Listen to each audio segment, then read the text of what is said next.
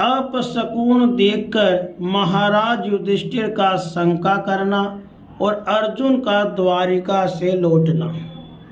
सूत जी कहते हैं, सब जनों से मिलने और पुण्य श्लोक भगवान श्री कृष्ण अब क्या करना चाहते हैं यह जानने के लिए अर्जुन द्वारिका गए हुए थे।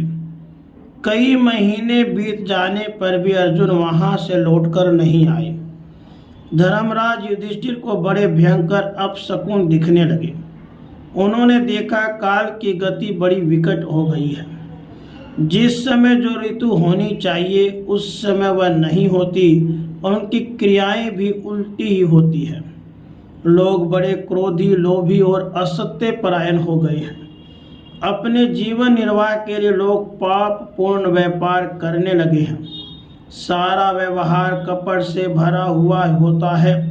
यहाँ तक कि मित्रता में भी छल मिला रहता है।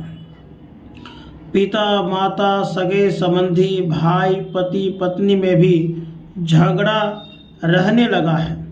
कली काल के आ जाने से लोगों का स्वभाव ही लोभ, दंभ आदि अधर्म से अभिभूत हो गया है और प्रकृति में भी अत्यंत अरिष्ट सूचक अपशकुन होने लगे हैं।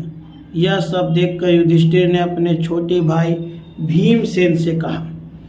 युधिष्ठिर ने कहा, भीमसेन, अर्जुन को हमने द्वारिका इसलिए भेजा था कि वह वहां जाकर पुण्य श्लोक भगवान श्री कृष्ण क्या कर रहे हैं इसका पता लगा लाए और संबंधियों से मिल भी आए।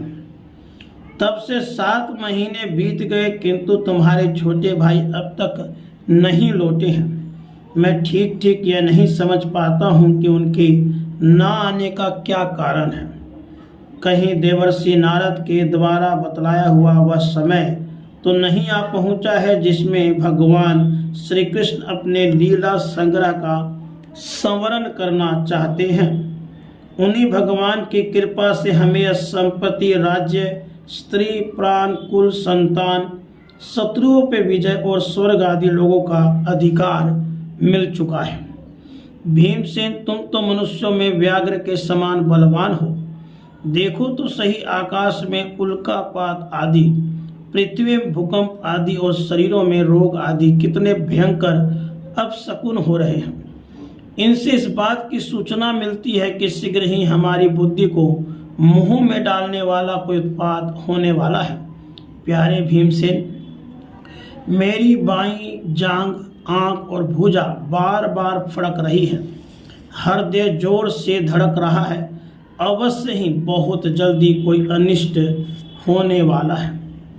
सोनक जी, राजा युधिष्ठिर इन भयंकर उत्पातों को देखकर मन ही मन चिंतित हो रहे थे कि द्वारका से लौटकर अर्जुन आए।